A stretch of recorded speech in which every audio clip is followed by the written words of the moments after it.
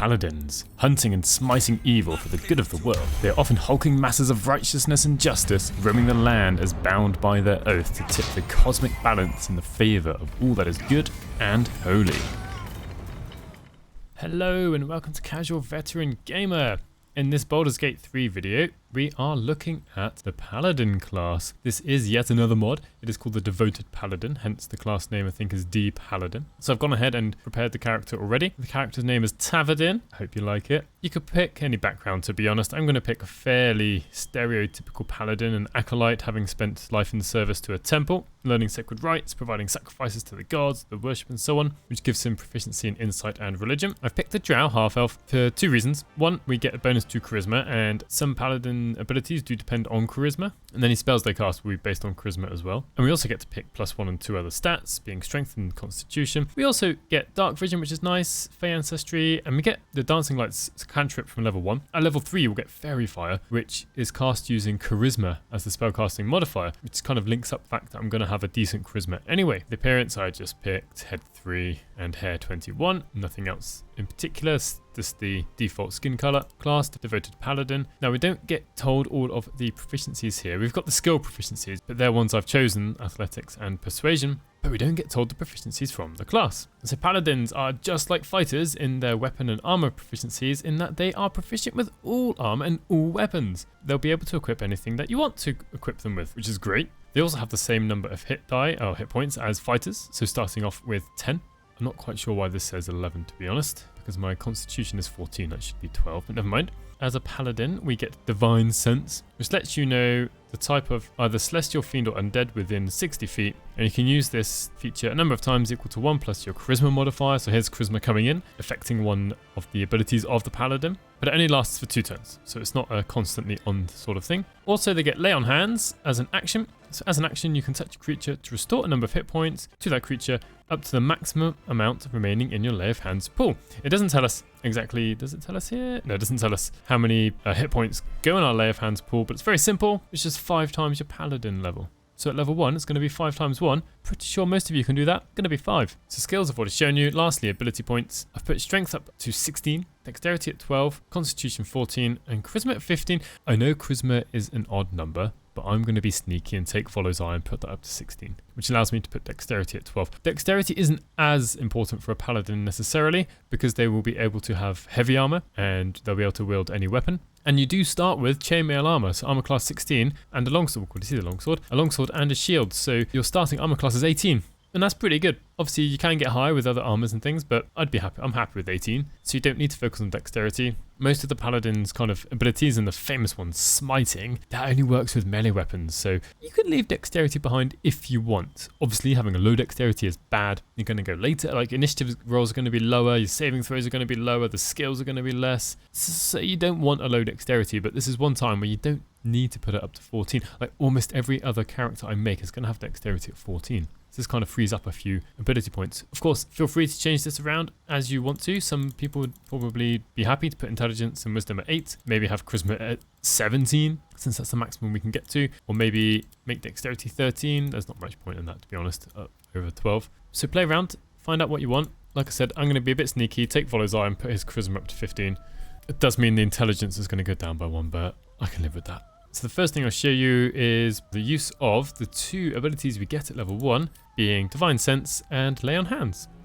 So in a second, I'll show you the use of Divine Sense, or a use of Divine Sense. But before I do, just want to go over this equipment. I've already picked a few things up from the beginning, but the Paladin came equipped with chainmail armor, studded shield and longsword, as I mentioned earlier. Now all of these do come from the player's handbook. Although the player's handbook does say a martial weapon and a shield, so it didn't have to choose a longsword, but a longsword is fine. And it does say chainmail armor, and it does say 5 javelins, so he's got 5 javelins here. It doesn't mention the potions of healing or scrolls of revivify or the supply pack, but those are Baldur's Gate 3 starter items. Anyway, so I know that the lesser imp is a fiend. I can see that already. This would be more useful for Cambions who aren't what they seem. So Divine Sense is an action. He's going to get spotted when he does this. So he uses it, and then we're told that these 3 creatures are fiends. It's not necessarily overly useful. It's probably not going to be that important. It will be good when you're playing through the game for the first time, especially after early access, to find out if there are some sneaky fiends hiding around. But that's the use of Divine Sense. And next I'll show you Lay on Hands. Took a tiny bit of damage during that fight. It's got Lay on Hands, and we can see we can choose how many hit points to restore. We'll get to that last one in a second. So we've got 1, 2, 3, 4, 5. And then, and this is also in the player's handbook, we can either remove a disease or remove poison. So it's a bit like having less, kind of, at least in Baldur's Gate 3, like having less restoration on hand with a paladin. Or as long as they've got some Lay on Hands hit points left in their pool, they can remove a disease or remove a poison, which is nice. So let's go ahead and heal Lae'zel for 5 healing, bring her up to full. There we are. And since he's used up 5 hit points from the Lay on Hands hit point pool, he's got no more left. And this is because, as I mentioned earlier, the amount of hit points in the pool is 5 times your paladin level. Now obviously right here that wasn't necessary because I've got a restoration station. But it's just to show you the point. So we've leveled up to level 2. We get more hit points as usual. Lay on Hands hit point pool has gone up to 10 because 5 times 2 is 10, didn't you know? We get Divine Smite. This is where a lot of the damage of paladins can come from. So when you hit a creature with a melee weapon attack, you can expend 1 spell slot to deal radiant damage to the target. In addition to the weapon's damage, the extra damage is 2d8 for a first level spell slot, plus 1d8 for each spell level higher than first, up to a maximum of 5d8. Damage increases by 1d8 if the target is an undead or a fiend. We'll see if critical hits affect this in Baldur's Gate 3, but they certainly do in Dungeons & Dragons 5th edition. So you can end up doing huge amounts of damage, and you choose whether to use this Divine Smite after you see if it's a critical hit or not, or after you see the attack roll. So you can choose when you use your spell slots to do insane amounts of damage. We also get a class passive, a fighting style, which we have defense, dueling, great weapon fighting, and protection, which are the same, or for the same that are available to fighters and rangers. But we also get Blessed Warrior. This comes from Tasha's Cauldron of Everything, so not the player's handbook from 5th edition. In Tasha's Cauldron of Everything, it lets you choose 2 cleric cantrips, but here the modder has made it so that you get Guidance and Sacred Flame as the 2 cantrips. Not bad choices, I suppose. Get a nice 1 ranged attack that's magical, and Guidance is actually really good. I would probably pick Guidance myself anyway, for sure. I'm going to go with Blessed Warrior, actually, because maybe, just maybe, we can replace Shadowheart. Ha ha ha. Nothing wrong with Shadowheart, actually. Just Guidance is good. And we get access to some spells down here. Paladins don't have lots of spell slots. They're what is generally known as half-casters, so they're going to get about half as many spell slots as a wizard or cleric or bard or something like that. And so these are the spells we've got. So some of these are cleric spells, some of them are paladin spells only. So we've got Bless, Command, one called Compelled Duel, which uses a bonus action and essentially makes it so that if an enemy fails a wisdom saving throw, if they don't target you, then they have disadvantage on their attack rolls. So it's kind of to try and make the target come towards you. Cure Wounds, which is nice. Detect Evil and Good. Divine Favor, this is a paladin spell. So it's a concentration spell, uses a bonus action until the spell ends. Your weapon attack deals an extra 1d4 radiant damage on a hit. It's probably better just to wait until you get a critical hit and then use a spell slot to smash an enemy apart. But, 1d4 damage is okay. Heroism, which I've had this appear in another mod and didn't work, so I don't know if this will work this time. But you grant your allies immunity to being frightened and temporary hit points equal to your spellcasting ability modifier, which here would be 2. Not a huge amount, to be honest. But the temporary hit points are replenished at the start of each of the target's turns, so it kind of makes up for the low number of hit points. Protection from Evil and Good. Searing Smite. So this is a concentration spell. Uses a bonus action. When you hit an enemy, it deals 1d6 fire damage. And the target who's hit has to take a Constitution saving throw. Otherwise, they will take 1d6 fire damage every turn. Shield of Faith, Thunderous Smite. Again, it's a bonus action to cast concentration.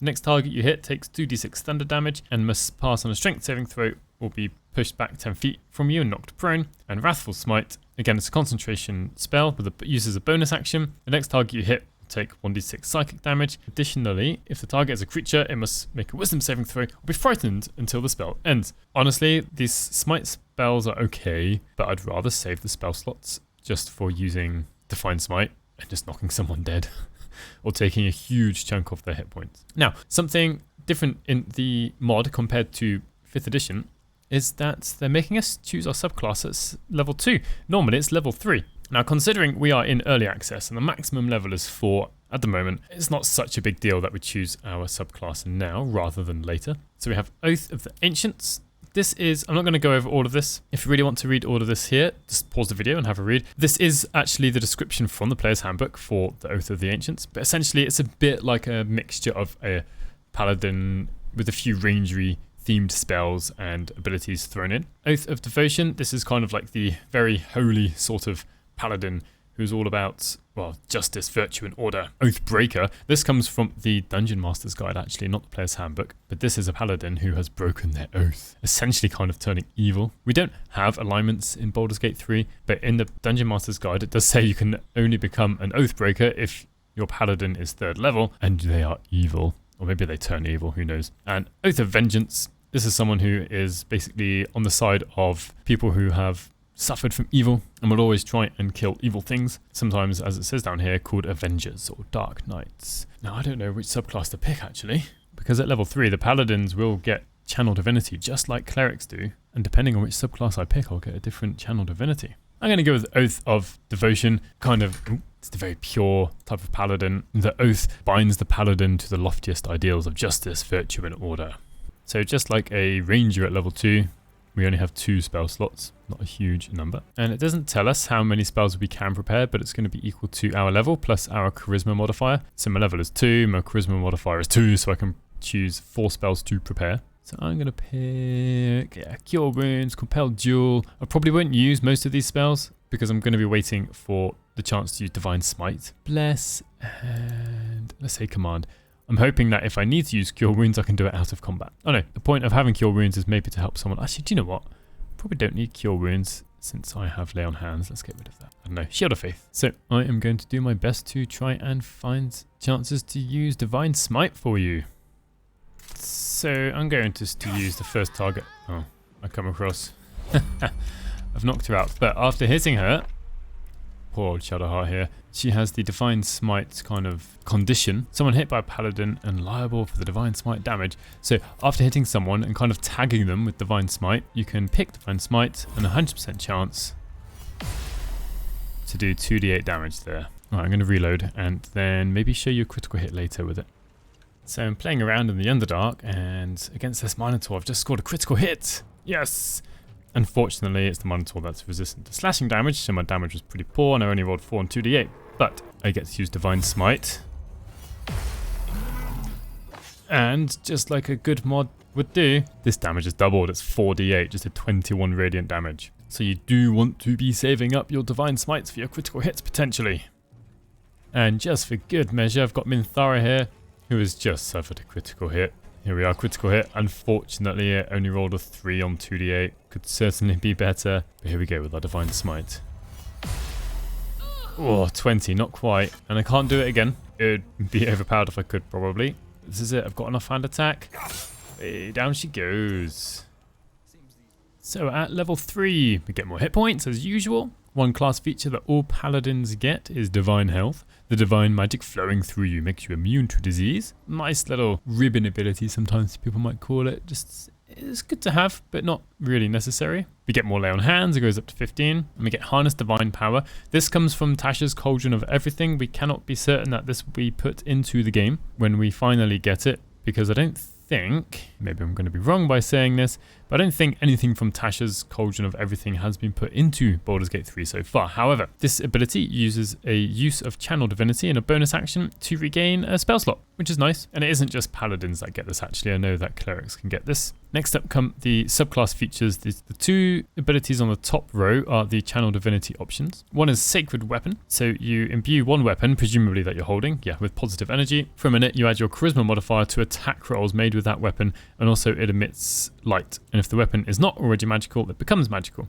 For this Paladin right now, that will make his weapon go to, or have a +2 bonus. If I get his Charisma up to 16, then that means you get a +3 bonus to attack rolls for 1 minute, which is pretty cool. Channel Divinities come back on a short rest as well. Also, Turn the Unholy, which is pretty much the same as Turn Undead for Clerics. So each fiend or undead within 9 meters of you, about 30 feet of you, has to make a wisdom saving throw. If it fails, it's turned for 10 turns, which means that they'll basically run away. Let's have a look at this turned. Until it takes damage, the turned creature must spend its turn trying to move as far away from the creature who turned it. So the undead or fiends that fail their saving throws will just run away. Also, every subclass gets some spells that they always have prepared. Oath of Devotion Paladins always have protection from evil and good, which is a bit sad because we get this as a Paladin anyway. But also we get Sanctuary, which we don't have in the game currently, but it is a first level spell that is in 5th edition. So the way that this modder has made it work is you touch a creature, so somebody within 5 feet presumably, and any enemies that fail a wisdom saving throw, I think it's wisdom saving throw, wisdom saving throw, don't see that creature.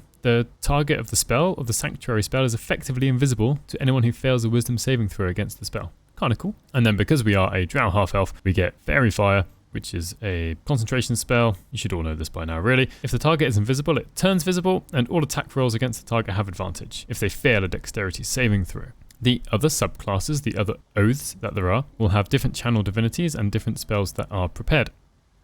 So while I play in the background, I'm just going to go over the other subclasses right now. They also get given channel divinity and spells known at level 3. Now I haven't gone and leveled up 4 paladins to level 3. I'm just going to go off the player's handbook because the person who modded this has actually stuck fairly closely to the player's handbook, to be fair. So starting with the Oath of the Ancients, the one that's kind of nature-based, let's say. At level 3 they get Ensnaring Strike and Speak with Animals as their always prepared spells, which is very nature-like. They also get 2 channel divinity options. In fact, every subclass gets 2 channel divinity options. For Oath of the Ancients, one of them is Turn the Faithless, which is just like we had with the Oath of Devotion, except for Fae and Fiends rather than Undead and Fiends. Otherwise it works the same way. The other unique channel divinity option they get is called Nature's Wrath. They essentially pick a creature and they have to make a strength saving throw, and if they fail, they are ensnared. I guess just like the spell Ensnaring Strike. For the Oath of Vengeance, the spells that they learn at level 3 that will always be prepared are Bane and Hunter's Mark. So Hunter's Mark is actually like the Ranger, helps them do more damage using their bonus action,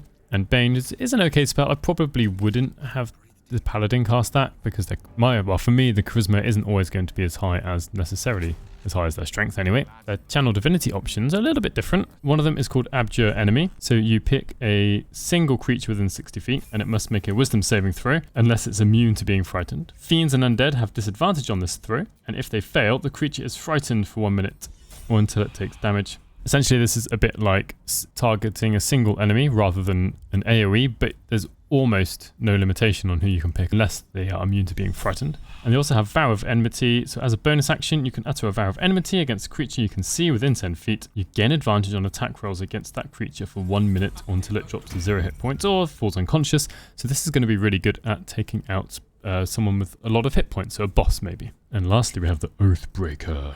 So Oathbreakers get slightly more, I guess, evil-styled spells. They get Hellish Rebuke and Inflict Wounds. It's a mixture of like a Warlock and a Cleric spells. Now their channel divinity isn't about scaring undead, it's about controlling undead. So they target a single undead and they have to make a wisdom saving throw, and if they fail, that undead creature, if we can call it that, is under the control of the Paladin. Then the other channel divinity option they get is Dreadful Aspect. So as an action, the Paladin sends out kind of a burst of magical menace within 30 feet, and each creature of the Paladin's choice must make a wisdom saving throw. On a failed save, the target is frightened of the Paladin for 1 minute. And this is against everyone within 30 feet. Obviously anyone who is immune to being frightened, this won't work on anyway. And if the creature frightened by this effect ends its turn more than 30 feet away from the Paladin, it can attempt another saving throw. So for the rest of Early Access, there's no difference between the subclasses of Paladin, because at level 4, they all get the ability score increase like everyone else gets. Here I'm going to show you what Sacred Weapon does, but before I do that, I just want to show you that the percentage chance to hit this Sharp-Eye Neem is 70%, and with the offhand it's also 70%. So if I go ahead and use Sacred Weapon, and it only applies to the main hand weapon, we can see that the area lights up, which is nice. It acts as a light source. Now the chance to hit is 85% because we've got a +3 bonus because this guy's charisma is 16, so we've got a +3 from the charisma modifier. But if I go to my offhand, it's still 70%. And just to show that it does work, let's use a Potion of Speed, 85%. And I do 11 damage, great. Let's finish them off, shall we? Honestly, a bit of a waste of the spell slot. It's just a goblin. But there we are. Sacred Weapon, use it, but it does use up a channel divinity resource, so use it wisely.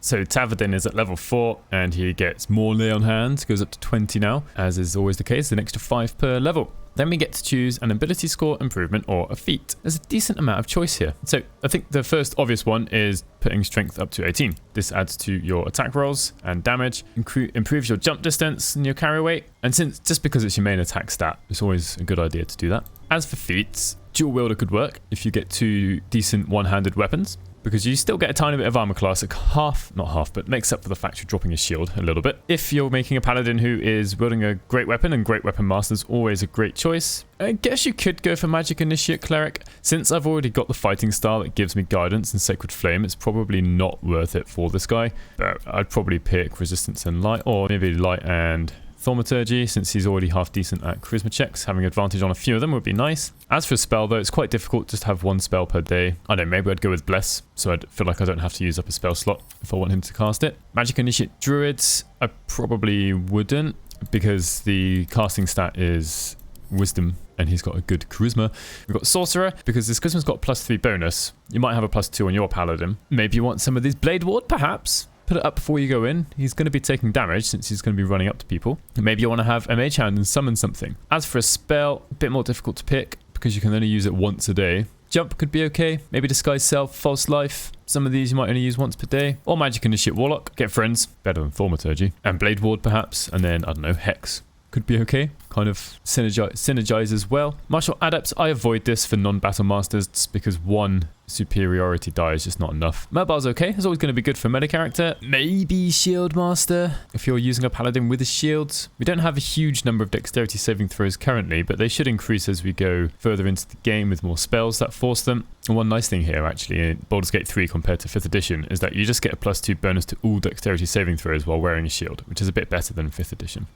Right, what am I going to go for? I'm going to go for dual wielder because I want him smashing heads, lots and lots. But yeah, plenty of choice. You could also put charisma up by 2. He does also have Volo's Eye here, remember, so his charisma is currently at 16. It's probably not as powerful, especially in early access. You don't really need a particularly high charisma. Obviously, it will affect your spell saving throw DCs, increase them by 1. It helps you use some of your abilities 1 extra time per day. But past that, in early access, the charisma isn't going to affect too much. Yeah, I'm going to go with dual wielder.